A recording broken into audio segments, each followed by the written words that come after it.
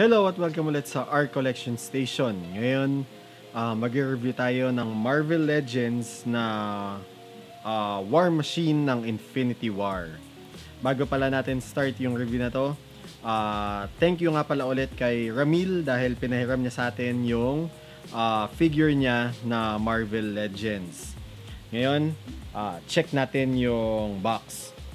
Kaya yung figure nasa window card siya na box. Tapat nakalagay Legend Series, Marvel, Avengers, Marvel's War Machine, tas by Hasbro siya. Ito yung build-a-figure na Hulk na wave. Sa gilid, si War Machine. Dito, si War Machine din. Tapos sa likod, ito may mga information regarding dyan. Tapos yung artwork ni War Machine. Ito yung mabubuo na build-a-figure. Yung si Hulk. Sa wave na to,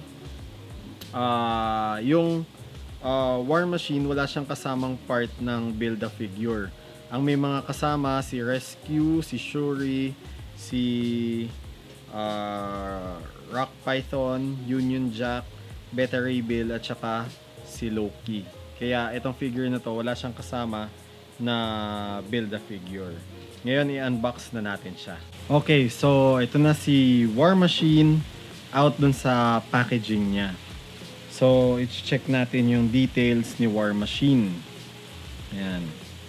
Kaya, ako medyo nawiwirduhan lang ako dun sa itsura niya kasi malaki yung dito sa part na to. Tapos biglang parang ang liit dito. Ang liit nung part na to. Tapos biglang ang laki. Pero, ako lang naman yun. Kayo, ano ba yung comment nyo sa War Machine na figure? Tapos parang flat siya.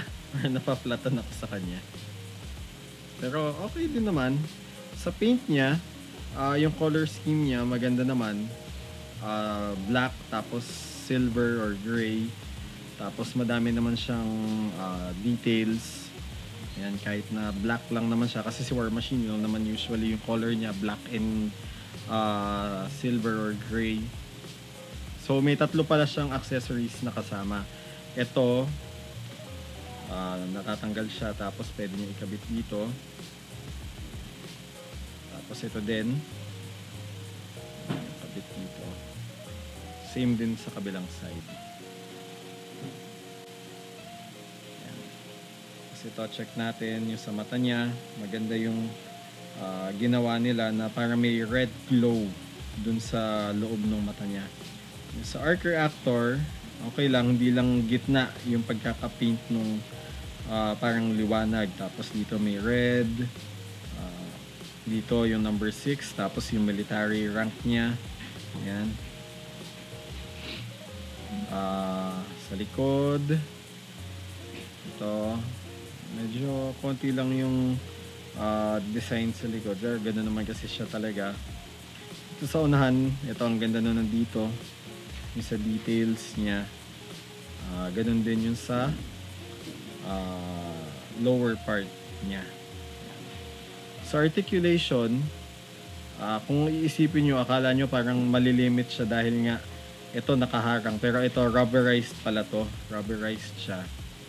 Tapos pwede nyo siyang iangat.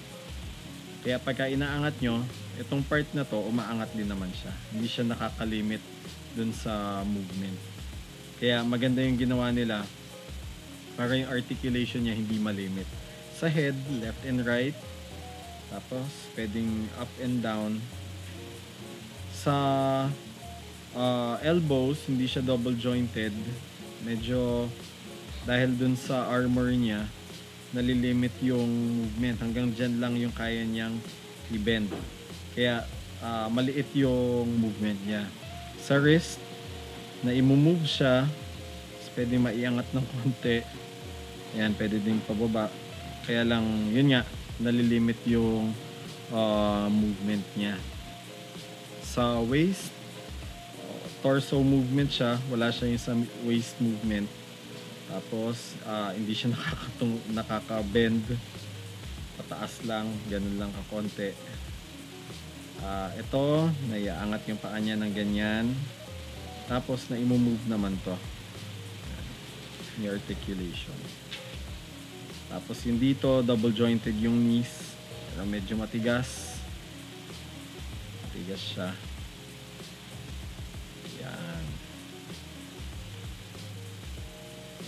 Kaya medyo wide pa din naman yung range ng movement niya yung sa knees nila. Tapos sa paa, very limited yung movement niya. Hindi siya naigagalaw ng konti. Tapos pwede din pababa.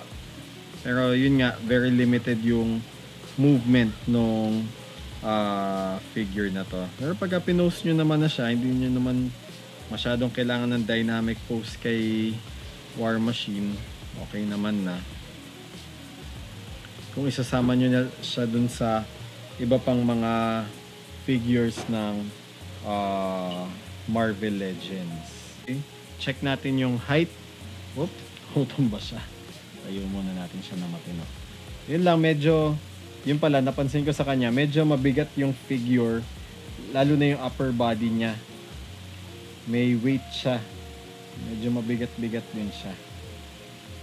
Check natin yung height. Nasa 7 inches yung figure na to. Kaya malaki-laki din siya dun sa average. Oops. Malaki-laki siya dun sa average na Marvel Legends na 6 inches. Ngayon, na-review na natin yung War Machine ng Marvel Legends. Sana nag-enjoy kayo sa episode na to.